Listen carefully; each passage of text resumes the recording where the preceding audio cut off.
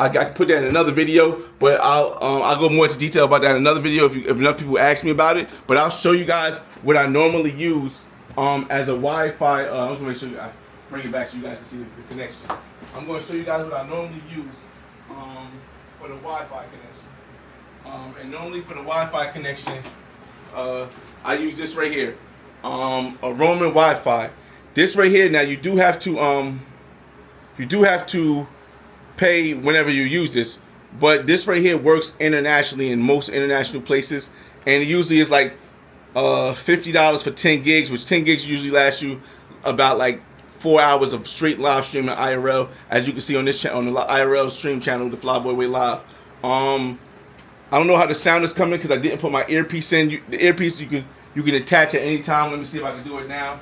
If you're watching the live stream now, I was just doing a walkthrough because I wanted people to be able to see exactly how you can go live on your IRL DJI Osmo Pocket 3 from your cell phone. Now, right now it's skipping. It has to do with the connection. That doesn't have to do with the actual setup. But I just want you guys to see. I this video under 3 minutes, but I couldn't. So let me go to my live now. Make sure you check out the Flyboy Way Live. We out. Cool. All right, recording saved. All right, let me get over here now, y'all. We got to see how we can do this, y'all.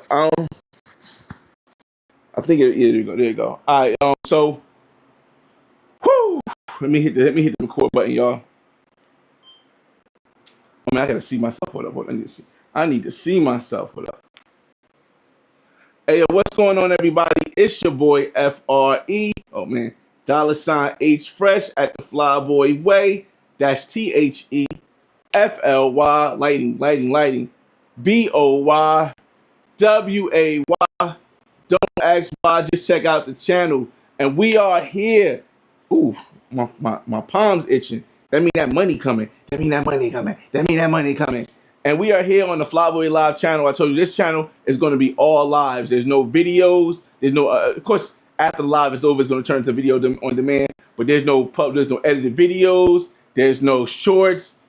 Might be no posts. It's going to be nothing but lives on this channel. So we are here at the house right now in New Jersey, and we're getting ready to go downstairs and check what skipping right now. Again, for some reason, whenever I log on to my Wi-Fi at the house, which is Verizon, it always messes up, which is weird. It's weird as hell, but it always messes up whenever I log onto my Wi-Fi on Verizon. But let me see if I can close all this out. Maybe that's slowing it down a little bit. Let me see if I can open it up on a what's the name. Maybe that'll run a little bit better. The Flyboy Live. See if I can open it up. It's hot in here, y'all. I didn't put the air conditioner on. Alright, so it's skipping a little bit. Alright, cool. We're gonna try to go downstairs, y'all. I don't know if it's gonna work, but basically to give you guys a summary, I finally my tenants have moved out of my first floor after 7 years. See, when you're good, I think the most important thing about being a landlord is consistency. The most important thing about life is consistency and longevity. And for me, I think being consistent is not overcharging people, is being there when they need your help. And one of those good things about me being consistent is, as a real estate investor, someone who owns properties that produce income, I treat my tenants with respect. And so a lot of the times the tenants never leave, or they leave after a long time. The earliest I ever had a tenant leave was like 4 years. But these tenants have been here, and they've been swapping out tenants for 7 years. Since 2019, I've had tenants here, and they finally moved out. So now I can finally raise the rent up to closer to what it's supposed to be in this area, this good area where I own this property at. So I want to take you guys with me downstairs so I can give you guys a look at what it looks like after tenants move out. I want to make sure that you guys get to see the process that you have to go through. And I just want to give you guys an introduction real quick, because we're going to shout out to Just Vaughn in the building. What up? Because it's certain things that you want to consider if you are going to be willing to take the chance to be a real estate investor now, or a homeowner. Now, me personally, I think everybody needs to be a real estate investor, even if you only just buy one property. And don't buy a single family buy a multifamily because you're not really an investor if you're not making money off of the property that you live in. However, you can make money off a single family if you fill out renting out rooms and stuff. But to me, I feel as though to really be able to have peace and be at peace with yourself, it's better to have different units. Like I have this apartment has 4 units in it. So I can make money off of 4 different incomes or make money off of 3 different incomes and live inside one. And for the longevity of what we do as humans, as travelers, as people who want to build generational wealth, it is better to find a situation where you have your peace and you have your money at the same time. So let's Will Bro, shout out to Will Bro in the building, y'all. So hopefully it doesn't disconnect. Let's go downstairs. Let's see the aftermath of tenants being here. And I had college kids, so bear with me. It was college kids. Now, mind you, when I first got the place done downstairs, it was brand new. I gutted the whole first floor. I made all new everything. New rooms, or not new, not all new, but mostly new rooms, new stuff. We did a lot of stuff downstairs in the basement. New kitchen. You'll see it when we get there again. Well, not really new kitchen, but you'll get to see it when we get down there. So hopefully it doesn't mess up. And let me take this walk with me, y'all. Come on, let's take this walk with me. All right, so we go here. I'm going to try to see if I can flip this now, so you guys can go with me where I'm going. I'll try to flip this here. All right, cool. Let's go. Now it might disconnect, y'all. The reason why it might disconnect is because I'm not on. Whenever I'm on my house Wi-Fi, it doesn't have the best service. Remember, I told you guys my place is 3 floors, so we're gonna go down and actually it's 4 floors. So it's 3 floors, 4 units. So you're gonna see. I'm trying to make it last forever. All right, here we go. All right, so come with me, y'all. Let's go downstairs. Hope the service keeps good. When we go down here. Again, I like to show you guys this. Last time I showed you guys the unit in West Orange, one of the units in West Orange I had, and that unit, as of that last time recording, has been rented. It rented for a little bit under market value, and the reason why I do that is because I get the better pick of tenants when I rent it for a little bit under market value. So just to give you guys an idea of how I think when I do stuff, because it's very important that you get quality tenants than a tenant that just pay you a lot of money. It's not let me pull up a little bit in a second. Here we go. Let's open this door and see what we got, y'all. Let's see what we got. Come on. Oh, I didn't mean to leave y'all, but let me plug something in the door. Oh, the door's open myself. Again, y'all, I don't really go into my tenants' units unless there's an emergency or unless there's somebody that's coming to fix something and I want to make sure I'm here when they're here. So I would say in the 7 years they've been in this unit, I've only been down here like 5 to 6 times. I want to say once a year, but I remember one year, the first year, I don't even think I the whole first year. So, and maybe even half of the second year. So I've only been in this unit like, okay, let's just say fair, say 7 times once a year. But yeah. So let's go, y'all. Let's go see what it looks like, y'all. Who's this?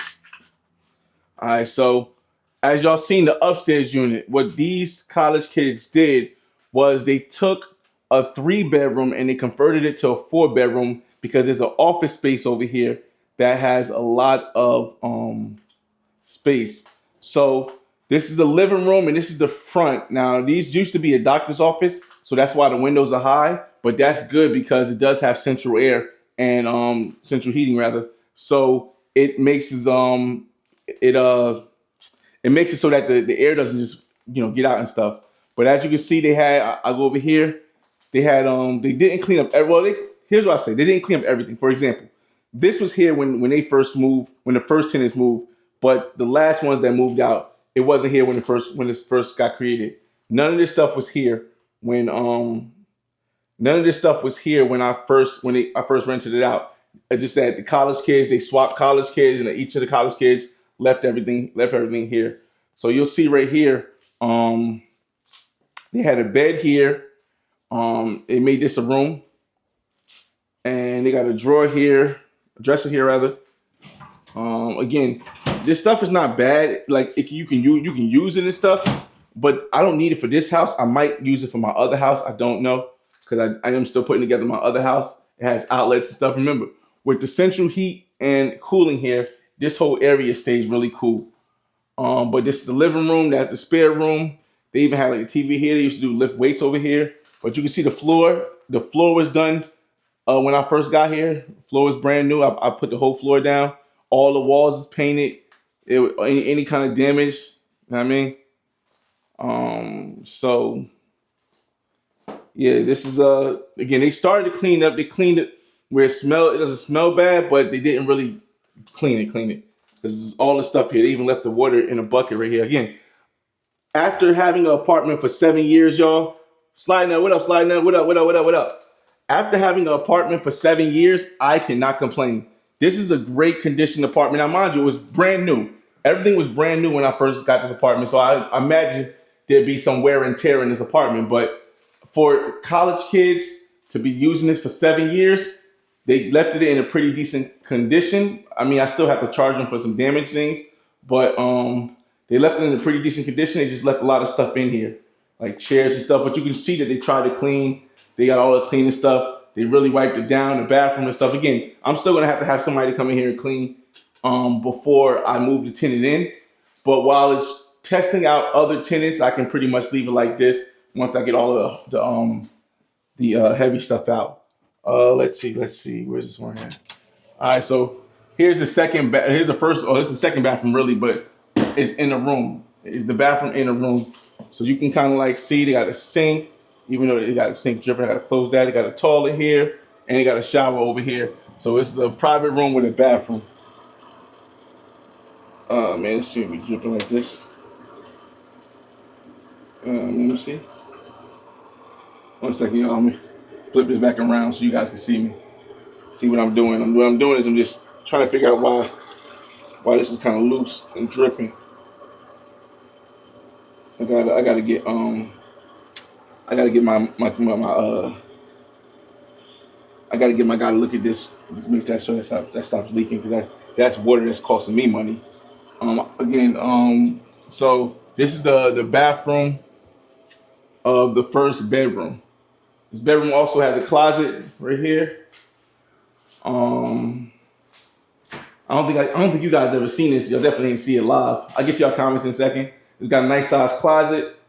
Again, I gotta admit, while they did do a lot of damage, little small damage and holes in the wall and stuff, they definitely I give them they definitely did a decent job of keeping it after 7 years pretty decent. And there was it was like 4 tenants in here all the time. So this is the second room right here. Now this room I also had to reconstruct this room a little bit because it needed to have a closet in it. The room was smaller. We actually made it work. And we made it work. We stretched it out and made it bigger. So it's really, really good. Again, it's perfect for if you got like older kids, and things like that. I had to redo this whole window. I cut this whole window out. It's a brand new window. Actually, it's a whole window frame. This right here is something I think that happened when the link was leaking. Something was leaking or something like that. They left the window open. It was leaking. So I have to get them my fault. I have to get my contractors to fix this up right here too. Just basic wear and tear. After 7 years, again, you cannot be too upset. At one point, I was thinking about moving down here and renting upstairs, but upstairs has 2 parts, so I won't do that. Again, even the bathroom is a new thermostat. I actually brought it when I got the new hot water heater. I'm gonna get to your comments in a second. I just want to give a walkthrough first. Surprisingly, again, the bathroom is pretty held up, pretty tight. Remember, this whole bathroom was made. Everything in this bathroom is new. The tile, the paint, except for the window over there. Everything in this bathroom is new. The tub was new. Again, and they kept real. This closet was here already though, but the whole shape of the bathroom, everything was changed. There's a lot you had to go through to be able to do this. New tile. This right here was new too. Real quick, but then of course they messed it up a little bit. Somebody pulling on it too much. I just had to change this thing right here. Brand new. That's brand new as of this year. I just had to change that thing for them messing it up. So that's another thing I had to charge them for. Again, just a little wear and tear, little thing like this right here. That stuff costs money. But this was brand new also. Let's see if they left anything here. This is brand new also. Oh, so I say open it. Okay. And it's just dirty. It's nothing really wrong with it. The sink was brand new. Again, this is just stuff that real estate owners do every time we go through. Now, how much do I think I'm gonna have to end up spending to get everything right? I think I'm gonna have to spend like 2,500. Unfortunately, I think I'm gonna have to spend like 2,500. So when you guys be talking about all the trips and stuff, and a lot of people on this outlet right here, you had to make sure this outlet was a GF something outlet because it's in bathroom. It's like I spend a lot of money on just doing stuff, but the issue is that everything is a write off from my trips because I'm a content creator to me fixing things like real estate like this. Now again, this kitchen right here was brand new. Everything in this kitchen was brand new. I mean, from the counters to the placement of the stove to the stove, everything was brand new. This kitchen was a whole. I had to tear everything down. Even the recessive lights throughout the whole house, they're all brand new. This is one thing I was proud of, that I really found this house for a good price. I found this house for $150,000, and I know it's gonna sound crazy.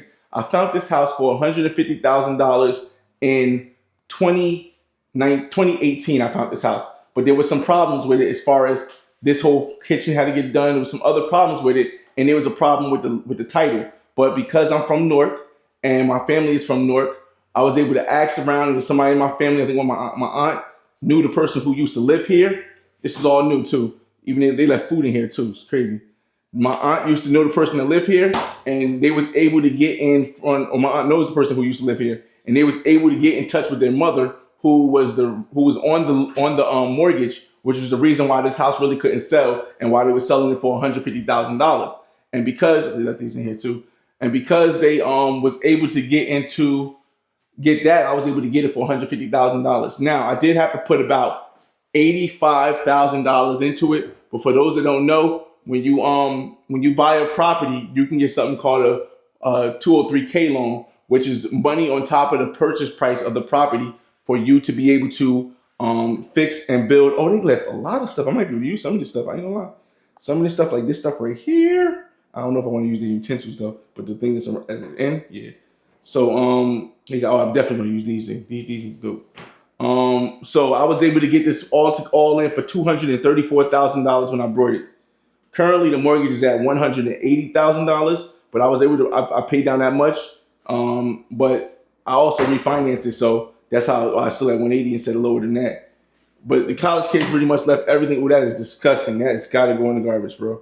That has got to go in the garbage. That's disgusting. But again, with the college kids keep swapping out different college kids over the past 7 years. Of course, a lot of them left a lot of stuff in here that wasn't really great. But I tell you not, at no point do I ever regret becoming a bit. That's why I said, let me answer this question real quick. Hold up. Real quick. Nino, this property is in Newark, New Jersey. And with me, I believe that, let's see, let me put it up a little bit. There we go. I always believed that Newark, New Jersey would be back to the investment it used to be. I was born in 1984. In 1967, I believe in 1967, 1969, I got, sometimes my history is a little bit off too. There was a riot in Newark. And the riot in Newark, before then, Newark was all white. It was all Caucasian. It was all wealthy white people who lived outside of the city. And because of the riots, a lot of the white people left. The majority of the white people left. And then started coming the black folks that was already here. It was some black folks, but they was in the skirts in like Irvington and East Orange was all white at one point too. But in some of the hood areas, there was a lot of black folks. And most of the hood, that's what all they conjugated at, where they allowed us because redlining and everything. And so when the white people left, the black people started coming in the city. After time, it was bad. There was a crack epidemic, the dope, all that stuff, the war on drugs. But the black people stayed and they worked through it. So the black and Hispanic people and the white people that stayed at this time, or white American people that stayed at the time, they started building up the city of Newark again. In about 20 years, up to like, I'd say 1990, it went through a lot of stuff. But as you hit 2000, 2010, and now 2026, Newark has did a 180 and reverse course, and has taken off to where the point of which the average house like this in Newark is going for 800,000. The average house is going for 800,000 like this. Like a big house. When I say average house, I mean a 3-family house in Newark is going for 800,000. But just the average price of a regular 1-family house is like 500 something thousand. Versus if you brought it during the crack epidemic or during when I brought it right before the pandemic, it was still like $200,000, $300,000 average for a price. But as you guys know, the pandemic took everything up. So a lot of people who stuck in with Newark, like born and raised in Newark, or came back to Newark because I brought my first property in West Orange. We were able to garner the equity that came in with the massive surge in where Newark is going back to be. And now Newark, run by a black mayor, even though I don't agree with him all the time, is becoming a multi-diverse place outside of New York City where everyone wants to live, that wants to grow because the jobs pay well. Now the property taxes are high as hell, but if you own multifamily properties, you get tax rebates and stuff, and you get to expense a lot of items. But again, this is just a process because I think with all the good videos you see me with traveling around the world, with all the videos you see me with the beautiful women with the nice cars, or whether I'm in Atlanta, whether I'm in LA, whether I'm in Colombia, whether I'm in Brazil, whether I'm in wherever you see me in Africa, it comes with having this backing, being able to give you something of more balance. I think that is what makes my channel so different. I like to say better because it's different, but better or best is all relative to you.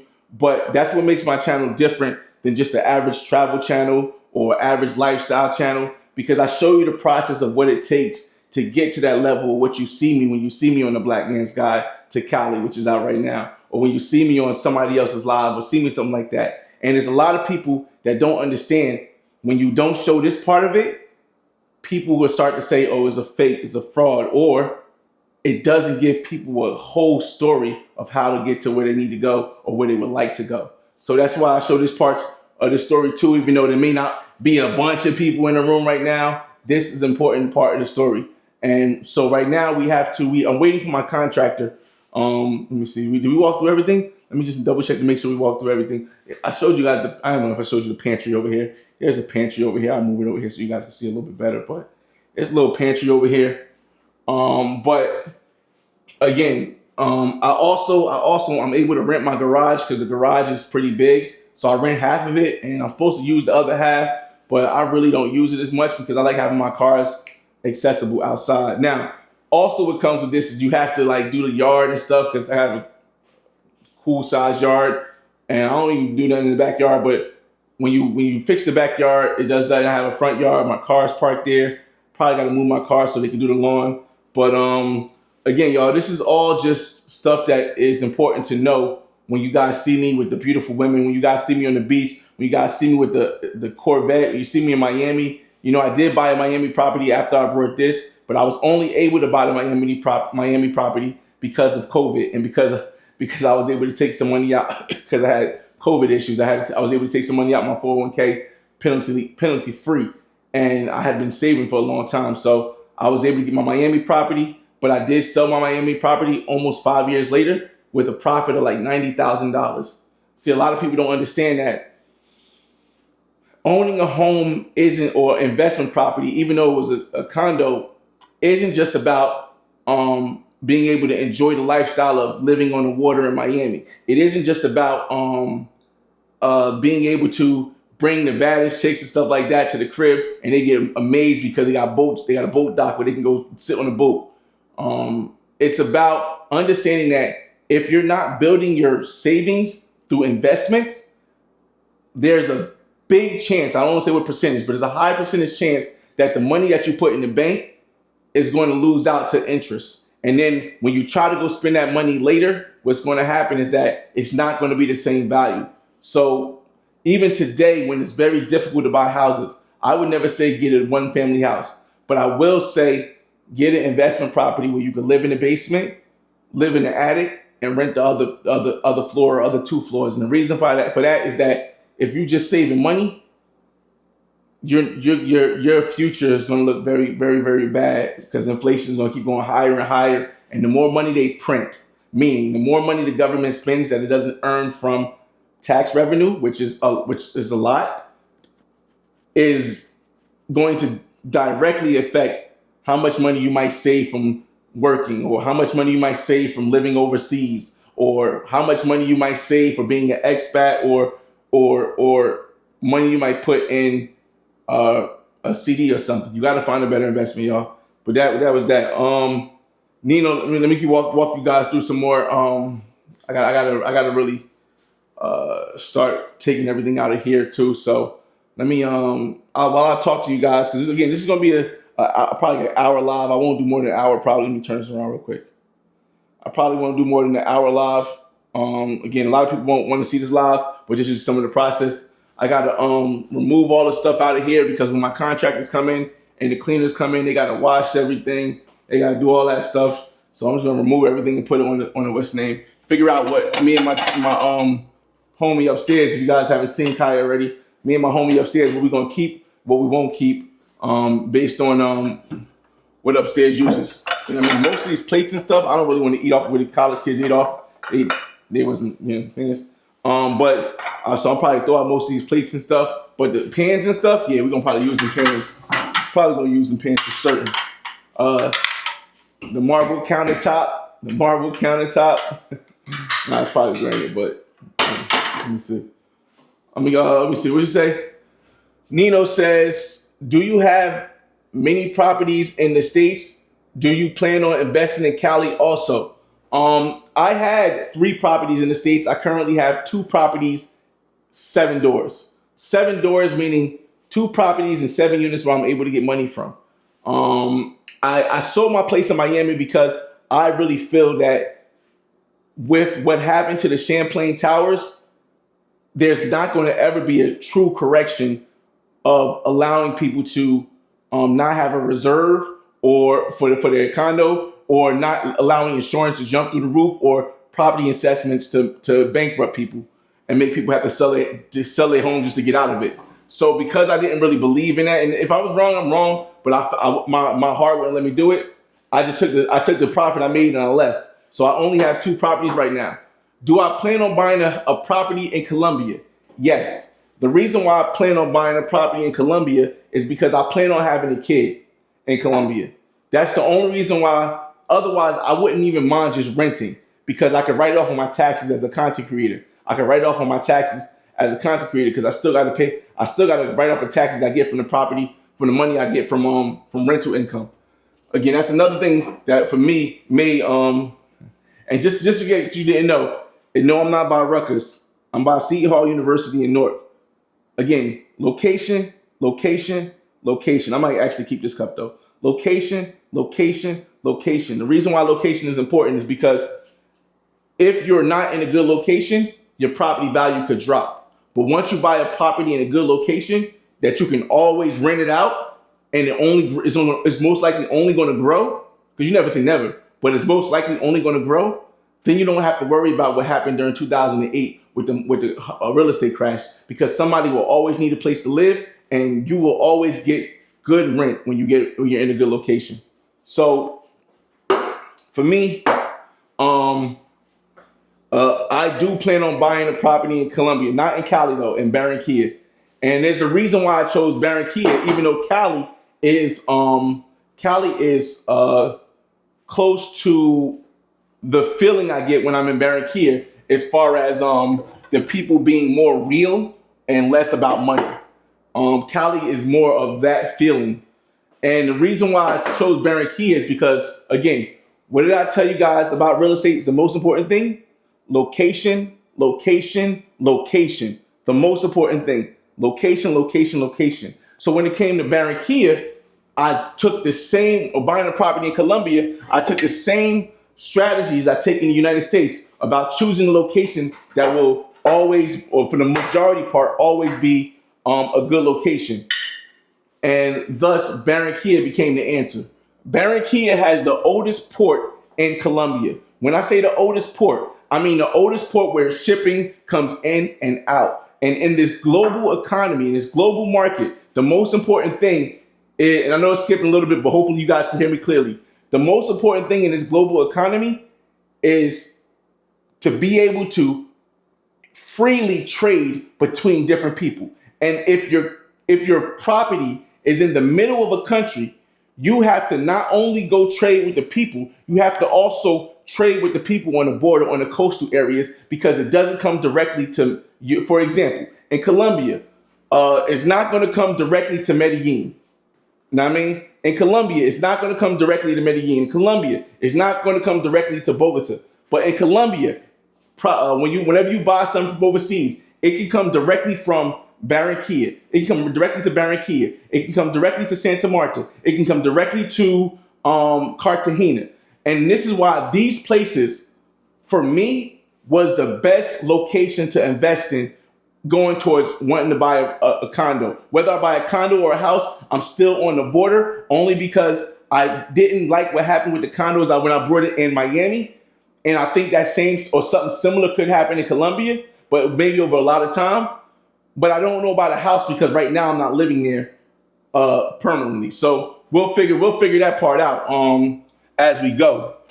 But again, that's the reason why I do plan on investing. Now I'll tell you guys a little bit about prices because I do use Finkerist, and it gives you an estimate. It's not a great price, but it's an estimate of what you're going to spend.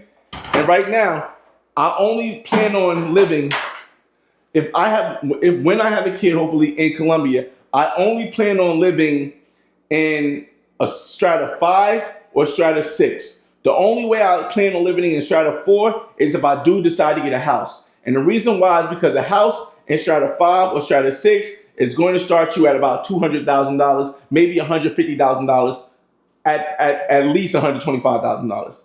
And that might not be a great house in a great house. So I want to start in the strata 5, which I feel a little bit comfortable having just a 2-bedroom apartment. How much does a 2-bedroom apartment in strata 5 cost? Anywhere between $70,000 United States dollars right now and $110,000. The apartment that in the building that I like in Colombia, the condo, I'll get you a question in a minute. Great one. The condo that I plan on buying in it's still jamming up. The condo I plan on buying in Colombia, it costs $105,000. And the building, and condos in that building cost $105,000. But I might be able to find a unit that needs to go and work something out. Because the unit you can always change. You can always change the unit, but you can't change the location. That's why the location is the most important thing. Because you can always change the unit, but you might not be able to change the location.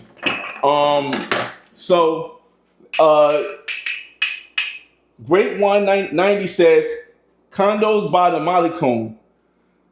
For those that don't know, the Malecón is by the water. Now, me personally, while I know it's good to have a condo by the water for property value, the maintenance costs after I've owned a condo on the water, like literally on the water, but I wasn't on the seaside, I was on the bay side on 800 West Avenue in Miami Beach, Florida.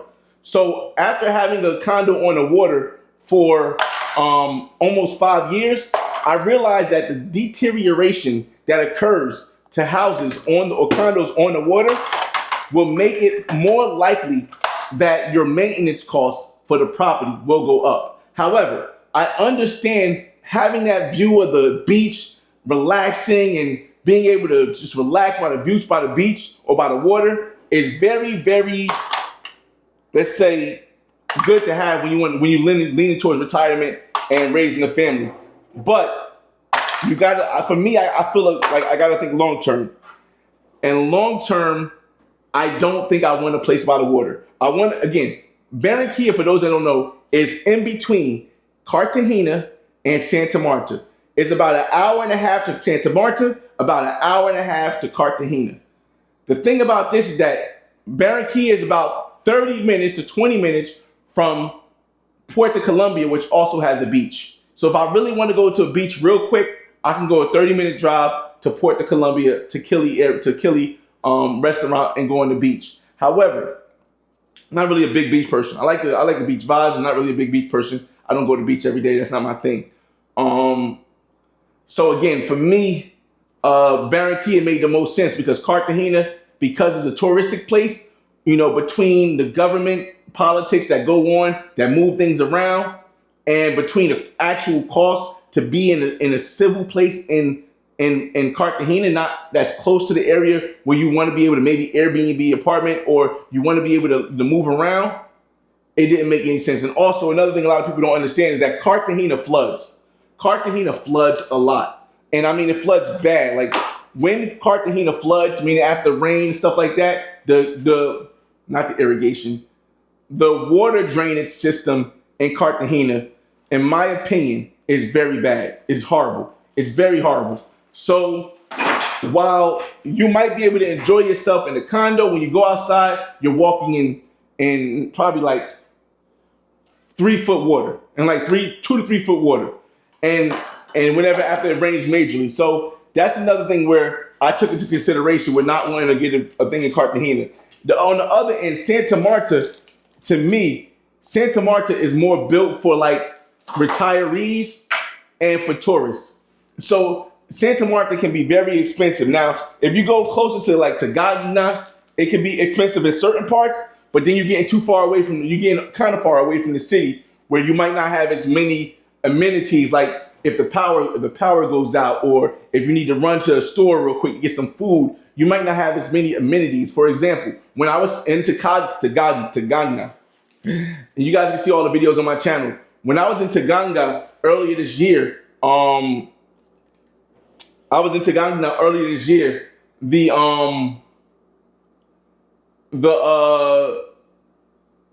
Rappi didn't work. Rappi didn't work in that area. So Rappi not working in that area ended up being a big thing because I had to go eat at a restaurant or take a taxi to somewhere or Uber to somewhere. And the girls didn't know any other way to do it except for walking any other way. So again, I personally wouldn't do Santa Marta either. But Barranquilla hit perfectly for me, y'all. Barranquilla hit perfectly for me. So that's exactly why it's gonna make a little noise, y'all. Give me a second. That's exactly why Barranquilla for me is the only place or the major place where I plan on purchasing. Now, the one thing I will say though about this, though is Bogota has a better education system and Bogota has a better infrastructure. So if you're having a kid in Bogota may be a better idea when it comes to longevity of education, because you want your kid to be smart. You don't want to just end up giving your kid some money or giving your kid property and then they just mess it up in a place. So, most likely I will have to send my kid to international school in Barranquilla. Whereas in Bogota, I would probably send him to international school still, but it'd be a little bit different. Barranquilla, I would definitely have to send my kid to international school. Shout out to brother George, shout out to George, brother who used to work for international school. He used to be assistant principal in the international school in Barranquilla. He let me know like over there is a good school and everything like that. So I know it's available. The thing is, it's available there. So we'll see. We'll see what we do. Oh yeah. Again, it's just me.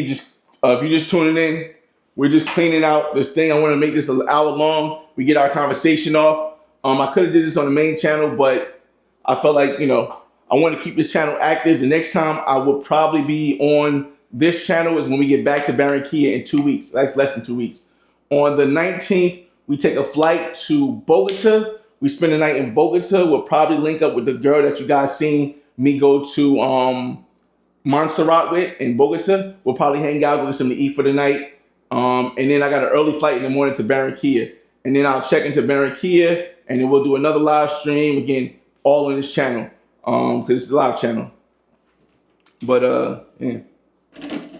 I should ask Kyle when I'm just gonna take these plates up here. They got a bunch of plates. They got a bunch of stuff they can use, strainers and all this stuff.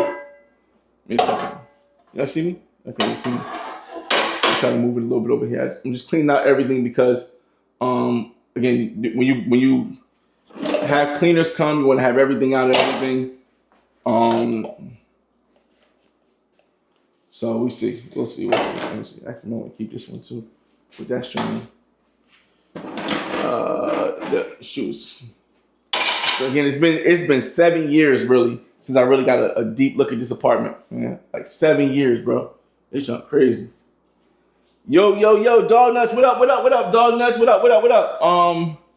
If you guys just tuning in again, you guys got any comments about anything? I'm gonna make this last an hour. Again, I'm trying to keep this channel active when I'm not traveling because it's a live channel. So a live channel doesn't have to always be internationally. It's just I can whenever I feel like going live, showing you what I'm doing, giving you an insight into my life when it doesn't have to be all cut and chopped into something to perfection.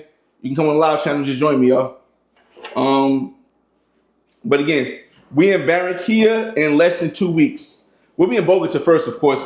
Again, a lot of people they're still taking the Fort Lauderdale, but now that's the Fort Lauderdale or Miami route to Colombia, which is still good for some people that live there. But with flights being more expensive now, and also when I found out about the Bogota route, now me building connections in Bogota, having people, I don't have to go look on Tinder. I don't got to go look on Bumble. I don't got to like ask a friend. I can just say, yo, I'm coming in town. You want to hang out? Boom, we good. Go to some new different places, get some content. Bogota for me is a better route now than going to Miami or what's the name to get to my second destination in Colombia. So I go from Bogota to Barranquilla, and then while I'm in Barranquilla, we'll go from Barranquilla to San Andreas. Yes, you heard me right. We're in Barranquilla in less than 2 weeks. We're in Bogota first. From Bogota to Barranquilla, we'll chill in Barranquilla for 2 or 3 days, and then we're flying out to San Andreas for 2 nights. So I'm trying to figure out. I'm trying to bring 2 different women with me. Right now, I got one woman who's on the team. She on the team. You've seen her in a lot of videos. So she's on the team. She's gonna ride with me, but I'm going to try to find another. We're going to try to find another girl to come with us, so I can have something new and somebody on the team, and we're gonna see where that goes. Let me see, y'all. Shucks. Oh man, shit melting, boy. All right, cool. But again, y'all. Let me see. We got how much time we got left, y'all. Can we make this an hour? I don't know what time we should make this an hour. What time we start? Let me see. Hold on a second. Tinder going off like crazy, y'all.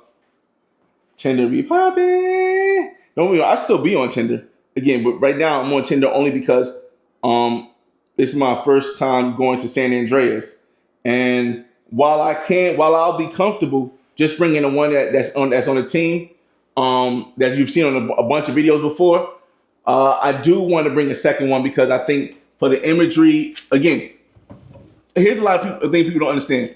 What I'm doing right now is I am just going places around Colombia. Everybody like, yo, Flyboy, why you spending so much time in Colombia this year? Why all you do is stay in Colombia? And the reason why this year I'm staying in Colombia, just going different places, is because I'm 41 years old. I'm turning 42.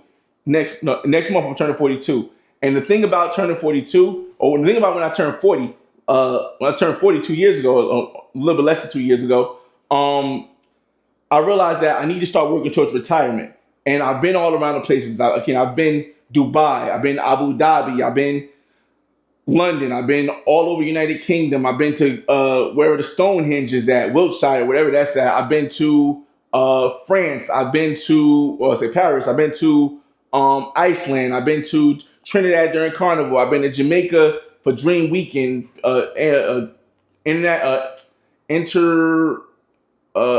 Independence in Jamaica. I've been to Canada for Toronto plenty of times for Carabana. I've been to Brazil, Cuba, multiple parts of Cuba. Been to multiple parts, Sao Paulo and Rio. So that's a lot of other places I've been, but I've been so many places. It's like me growing up in travel, I had to realize, yo, am I just going to be a person who jumps from place to place? Or am I going to be a person who goes and explores all these different options, shows people the options, and then figures out what place I want to be and then grow in that place. And when I say grow in that place, you got a lot of people who jump from place to place and they say, oh, I got a connection when I get there. I got a connection when I get there. But they don't realize that if you are not there at least every month or every other month, that connection starts to fade. And all you're getting is a caricature of what they know you want to see when you get there. They're going to play their role when you're there. When you're not there, it's going to be a whole different separation. And that, again, is something I've learned. And just because my experience is that sometimes doesn't mean everybody's experience. I know. But I'm a realistic person. I'm a transparent person. I'm telling you, if you're not there at least every other month in a place or you don't live there, it's going to be very difficult for you to build a tighter bond with somebody who just sees you once a year or twice a year or 3 times a year. So even if you stay for 3 months, if you don't go for the next year, or if you don't go to the following year, that 3 months is going to be the only time you can get that perfect person that's with you. And then after you leave, she know you're not coming back, or he or whatever connections you had as friends, and they know you're not coming back within another year, they might not hit you up again the whole time. But if they know you're coming back every other month, they're like, all right, when you come back, let's go do this. Let's hang out this. And then, so that's why a lot of people right now, you see them traveling so many places. Oh, I'm going to go to Africa. I'm going to go to Thailand. I'm going to go all these places. But they haven't planned, or maybe they're just not at that level. And again, sometimes it's not a higher level or lower level. It's just everyone is at different points in their life. Me, again, I felt as though, and everyone has a different option. Some people want to be expats. For me, I felt as though the best way to be able to do this so you don't have to work your entire life is to build something in the United States, whether it's real estate, whether it's investing in dividends, whether it's investing in businesses. Build something in the United States where you can build, where you can own, that can produce you passive or income that you don't have to work too hard for. And take that income so that you can retire early and enjoy life. Or take that income with, like me personally, I could have retired when I was 35. Before I bought the Miami place, I could have retired. But because I realized that my son was living with me and my daughter was almost finished high school, I didn't feel as though it would be cool in my book as a person who grew up without his father to just jet off to another place knowing that I got a son. Now, if it was a daughter, a little bit different. I give people credit because I think it takes a woman to raise a daughter, but it takes a man to raise a son. I don't know if a lot of people might not agree with me, but I think I'm going to say it again. And I'm going to say it again. I think it takes a woman to raise a daughter, but it takes a man to raise a son. So for me, I feel like if you have a son, it is very difficult for me to imagine not being able to see him for months at a time because I'm traveling or because I'm living somewhere else. Now, that was the main reason why for Thailand and Africa wasn't really the best places for me when I came to building a legacy. Now, Colombia for me is a 5-hour ride, 5-hour, 10-minute ride. So if something happens, I can come right back. But I still want to be here until my son gets 18 so I can walk him through the madness that is here in the United States and be able to provide for him the availability to know what he wants to do. Again, this is not about me making my son the same thing to me as a traveler or an explorer or someone who owns real estate. This is why another thing I do is I work. And the reason why I still work outside of just I'm not going to sit in the house all day is the fact that my son might not be the entrepreneur I am. My daughter might not be the entrepreneur I am. They may not be able to organize something. They will get houses that they'll be able to live in, and they got to learn how to make it run so they can enjoy their life. But they may not be the entrepreneur I am. They may not want to start their own business. They might want to just be a video gamer on Twitch or Kick or something like that. They might want to be a YouTuber. Who knows? And I want to be able to provide my kids with that availability where they can go out and do that, and they don't have to worry about having a place to live or getting a steady flow of cash. But if I'm an expat, it's a lot more difficult to do that, to get that. If I start off as an expat, rather, it's a lot more difficult to do that. If I start off as somebody who just wants to go out and make videos in different places around the world, then it's very hard to do that. But everyone doesn't have that same idea of what they want to do. So you got to understand that, hey, there's nothing to talk about. I don't think there's nothing wrong with talking about anything, but you got to understand that while most people are solid in what they want to do, I'll get you a comment. 916, I'll get you in a second. Shout out to 916 in the building, y'all. With a lot of people, while a lot of people don't want to always have that, a lot of people don't want to have kids, a lot of people don't want to feel like they gotta own property. The biggest issue is that regardless if you don't want to have kids, regardless if you want to be free while you're still young, there's going to be a point, hopefully, knock on wood, there's going to be a point when you are 40. If you're looking back at, damn, what did I do when I was 30? I traveled the world. I saved a little bit. Cool. What did I do when I was 20? I traveled the world. I saved a little bit. Okay, what did I do? What can I do now when I'm 40? I could travel the world. I could save a little bit, but I still got to work. I still got to work. I still got to work. So now I'm depending on the fact that there's going to be somebody who wants to employ me in order for me to continue my lifestyle. And once you get to that point, it may work at 20. It may even work at 30. But when you get 40, 50, 60, hopefully 70, you can't just look. If you want to look back and say, yo, look at all this stuff I accomplished. Look at all these places I've been. Look at all these beautiful women that you see me on camera with. But now I'm 50 years old, I still got to work. I'm 40 years old, I still got to work. I'm 60 years old, I still got to work. I'm 70 years old, now I can't work online because I'm too old to do that. People don't want to hire me. Or I'm 40 years old, and now I can't find an online job because AI has made it too easy to just hire computers and stuff to run it, to create computers and stuff to run it. But again, when I respond to something, it's me letting people know that, yo, you can't just look here. You can't just look here and say this is everything. You got to look beyond that and beyond that. It's just my opinion, y'all. Again, shout out 916. He says, I retired and my fault. I missed a bunch. Just Bond. What happened to the other channels? The gaming channel one I forgot about. I still have the gaming channel, but again, time is of a thing, and there are times where I can just bring up the gaming channel, but I'm trying to focus on the live channel and getting that to 1,000 subscribers. I don't even know if I'm going to monetize the live channel, but it's going to be separated from the Flyboy Wade, the main channel. So while the gaming channel is still there, and it's something I do from occasions, when I retire, I'm going to probably be more of a gamer because I do gaming also.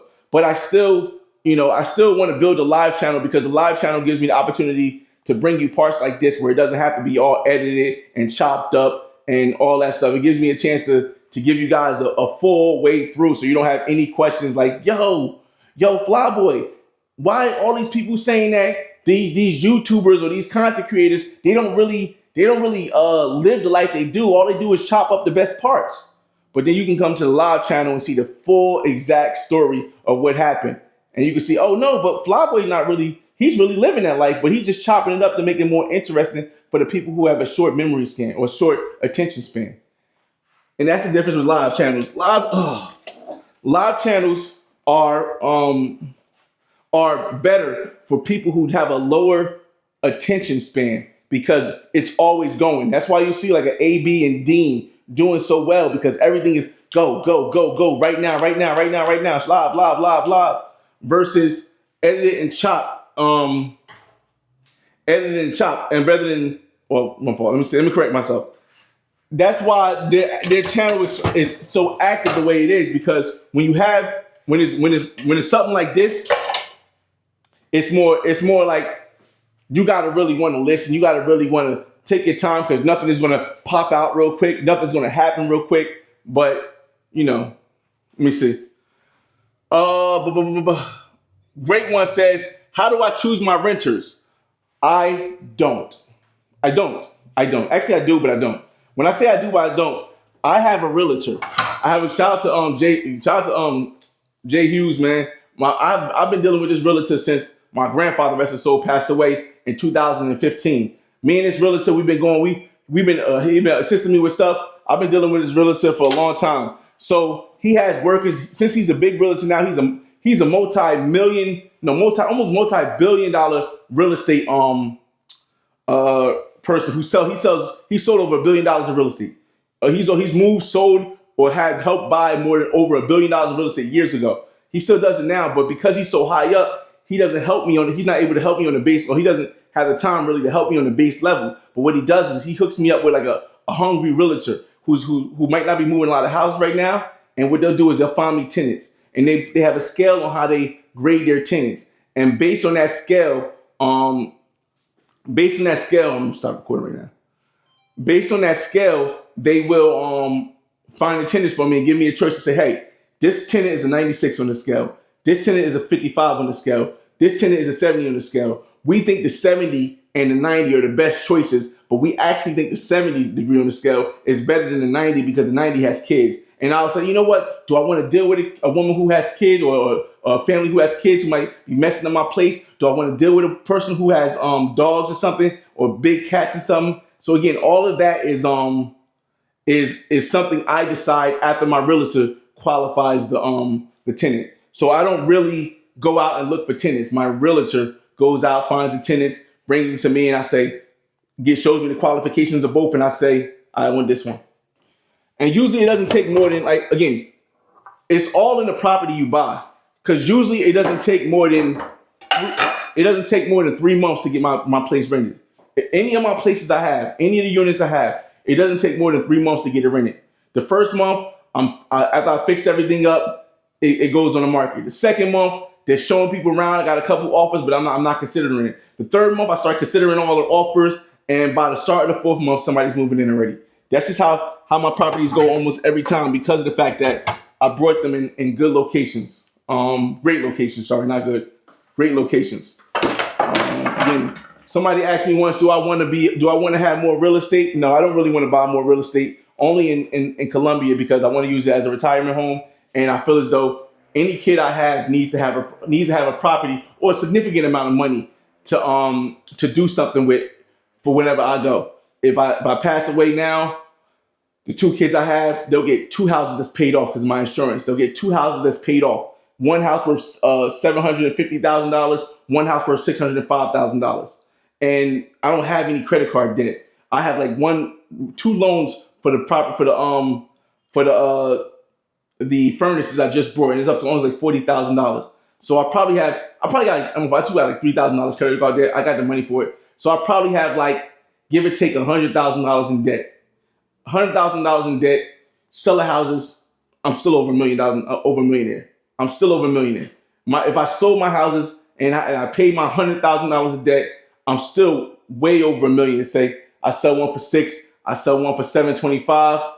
Even if I say 6, 7, that's 13. That's 1.3 million. If I got to pay 100, I'm 1.2 millionaire.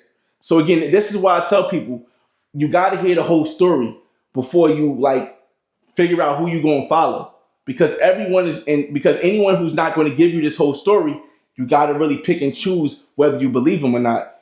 It doesn't, and if you believe somebody without the research, my fault. If you believe somebody without doing the research to find out that they're really believable, then you can't get mad at them or anybody else but yourself for the predicament you end up in because you chose to live the life that they lived. So just my opinion, y'all. Let's see, 916. I retired in October 2024, and it was the best decision ever. My goal in life was age 50, but I did it at 45. I wish I did it earlier. Enjoy life. Yo, 916, you're definitely right. For me, my age is 50. Matter of fact, my age wasn't even 50. I'm gonna tell you guys what it was. I wanted to retire whenever I worked 25 years, because the point of me showing my kids is that I wanted to show my kids you could work for 25 years and retire if you're not an entrepreneur. And I'm gonna turn it down here now. And so for me, 25 years was at 39, because I started working at 14. You see, they had a program called Colgate, and it allowed underprivileged kids from rough families to work at a younger age over the summertime, which built up the mentality of becoming a worker, but also built up the mentality of being independent. So I worked for 2 years at a fire station. every summer for 2 years, 14 and 15. When I turned 16, I realized I can get a real job now. So I started working at Branchbrook Park. And at 16, I had a loving mother, and I had a great business grandfather. And I had great business. My grandmother was in the courthouse. So my grandmother was able to show me, one of my grandmothers was able to show me how to get a job at the courthouse for an internship. So I did the courthouse. I thought I wanted to be a cop. When I realized how much cops made, I said, no way. And so technically on the books, I've been legally working since 14 years old. 25 years plus 14 is 39. I'm 41 now. I'll be 42 in July. So I've been working at 25 years, and I could retire right now and say, I'll prove to you guys you can work 25 years. But I've been at my job at FedEx, where I work, for 24 years in November. So if I can get 25 years at one company, that helps me even with my story, leaving better for my kids to say, hey, I work 25 years in one company. You can work 25 years at 25 different companies. As long as you work 25 years, you'll never have to worry about not living your life. But along those years, you don't want the years to be all about money. And that's what a lot of people mess up. I think a lot of people mess up when they make their years all about making money. Oh, you didn't make that much money this year. You did. No. During those years, oh, that was loud, my fault. During those years where you are living, you don't want to be all about saving money and investing. That's not the life you want to live, because there's going to be things you can't do at 45 that you could do at 25. There are going to be things you can't do at 19 that you could do at 19 that you can't do at 60.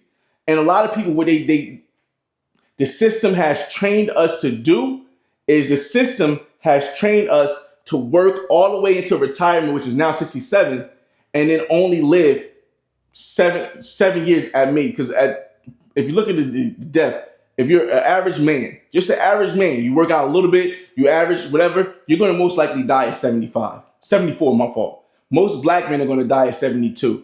So if you're working to 67, how many years does that give you before you die? 5.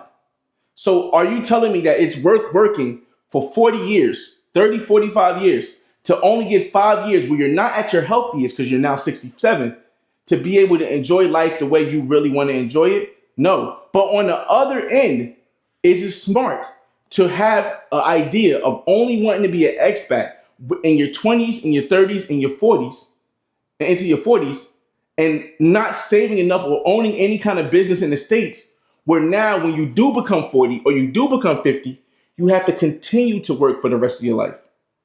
I don't think that's smart either. And that's what I think my channel brings you, balance. It brings you a balance of both. You see me traveling around the world since I was 18, but you also see me showing you investment strategies and real estate and things like that, and having conversations about life because it's balance. Again, y'all, we about to end this soon. I just wanted to bring to you guys this stuff. I'll probably play some music while I'm doing all this. I gotta make sure everything's empty, so when they do come clean it out, because all this stuff is sticky, I'm gonna have to have somebody clean this. They don't have to do too much removal and all this stuff. Damn, you got mad stuff in here. But I mean, again, they built up a lot of stuff over 7 years, so I don't really blame them. They built up a lot of stuff over 7 years. Let me get to your comments. Just Vaughn says 100% my fault. I ain't mean to throw you off topic. No, it's cool. It's cool. We just chilling, y'all. Fox Brown says you're going to be on the gaming channel. Oh yeah. That's another thing, Fox Brown. If you still here, Fox Brown, yes, that's another thing. GTA 6, I will be on the gaming channel almost 3 times a week because it's a big event. Because I really like GTA, and when it does come out, if it does come out this year, who knows, it's supposed to come out 2005 and 2026 and 2027, who knows? I will be on GTA. I'll be on GTA. Right now I'm playing Arc Raiders, so you might see a couple episodes on Arc Raiders of last year. But yeah, I will be on GTA 6 a lot more when that comes out. That's another thing, y'all. When you travel overseas and when you finally can leave the I don't want to say leave the Matrix, because I think the Matrix is in your mind. A lot of people call it a location. I think it's in your mind.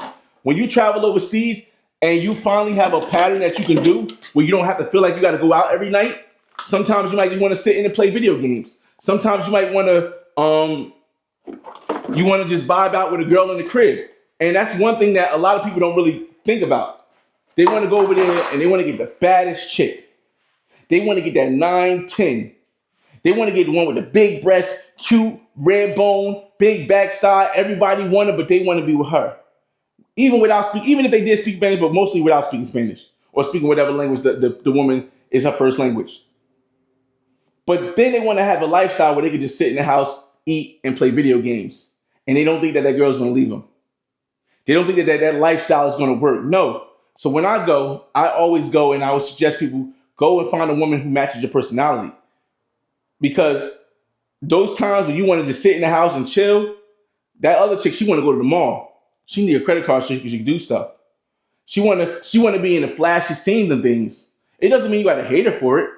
But you should be understanding that if you're trying to plan a long-term thing, partying every night, doing all that stuff, that's not going to be something that can last. Going out and getting the baddest chick outside of just some baddest chick and then asking her to come cook for you and she don't know how to cook. She don't want to clean. I mean, again, teach his own. Some people think they just want that one girl. Maybe you do want one girl. For me, that's not my thing. I like to switch it up every now and then.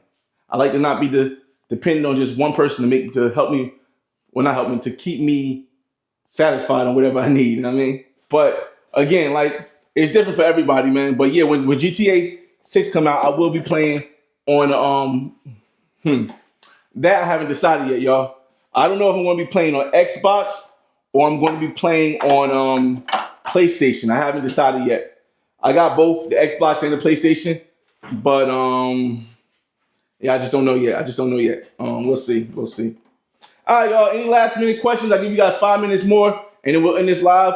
We give you guys 5 minutes more, and we'll end this live. Again, I just wanted to do this live so we can have a conversation, and I can show you guys around the place I got, and just give you guys some insight behind, I'm turning this way.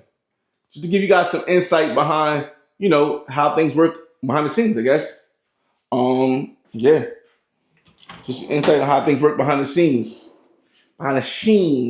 Now I'm probably gonna need my my homie to, when she's available, to come down here and help me figure out exactly what I'm going to keep as far as this stuff. All right, this top here doesn't look open, so we could probably, I'm just gonna throw everything out. I don't want nothing from these college kids, boy. Not all of this. It's not all of the cleanest. I gotta clean this sink, this thing here too. Oh no, I'm not cleaning. They gonna clean this stuff. I don't know what the hell that was. Okay. Let's see. I'm gonna get to y'all comments. We're gonna get up out of here, y'all. Again, let's see. Let's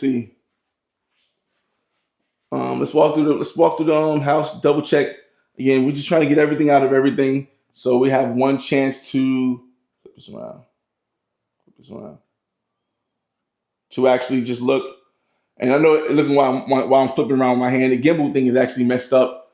It got wet, dried out, or something happened. But again, if you're just joining the live, we are here showing you the life of a real estate investor. Again, this is 7 years after I cleaned this whole thing up. My tenants left, which allows me to raise the rent, but I do have to spend like $2,500 on getting all the walls painted, getting these doorknobs fixed. I don't even know how they got these doorknobs broken like this, and just stuff I got to do around. It's gonna run me about $2,500, but it'll be a tax write-off, and it's got to get done.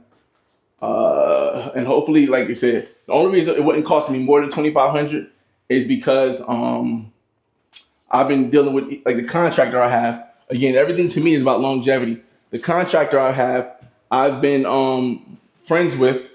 We're damn near family because he knew my grandfather also. For since 2015. Since 2015, he's been working with me. He was with me when I bought my first house and my second house and my place in Miami. So, and now I helped him I helped him by showing him how to pick houses. And now he owns he owns a house in Florida, because he does repairs and stuff. So he owns a house in Florida. He owns a place in New Jersey, His parents, they come from Ecuador. Um, it's definitely super dope that all right, cool. It's definitely super dope that I was able to assist him with learning the ropes to buy real estate, because now he lives a more financially free lifestyle with the real estate. Again, I love what I do, because and the reason why I don't do it for money is because when I have to do it for money, it's easier to not love what you do. So while I do get money from AdSense and stuff, we're just talking about having people that need help pay me.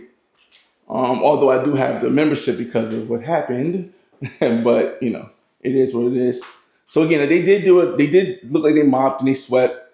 But still, it's a lot of damage and stuff. Not a lot. It's just they probably gonna have to give me like $1,000 on the exit. I'm gonna hit them up now and tell them I just checked the place. Yeah. All right, y'all. Again, I appreciate y'all for joining this live. Your homie walk around the wait. Your homie walk around with nothing on. Yeah. Well, not nothing on. Yeah, but she always has clothes on. I mean, not nothing on. She always has clothes on. I mean, she always has clothes on, but I mean, like shorts and panties and stuff, bro. Again, like a lot of people don't understand, dog. When you get a lot, you don't have to continuously have sex with every woman in the world. It doesn't really matter. Like you can see a girl that you've been friends with for 2 years and see her maybe not butt naked, but see her with like a bra and panties on, or just panties on, walking around, and you not really feel like you gotta pounce on her because you get it a lot. Again, I don't know if a lot of people are not accustomed to people who actually get it in and out the states. But again, I show you all my stuff on my main channel, the Flyboy Way. So it's not so like she could walk around. She could walk around butt ass naked. I'll probably make jokes, but it wouldn't be something where I'm like super pouncy and because again, bro, like y'all. I mean, I've told people a long time I've been over 1,000. I've been over 1,000 batting, way over 1,000 now, and I'm so more focused on fulfilling my legacy that's more important, and I'm always thinking about that. Occasionally, I'll get my little bling, bling, bling, and I'll just call somebody up. But yeah, like dog, I'm 42. I'm in my 40s. I'm feel good because I could retire no matter what, and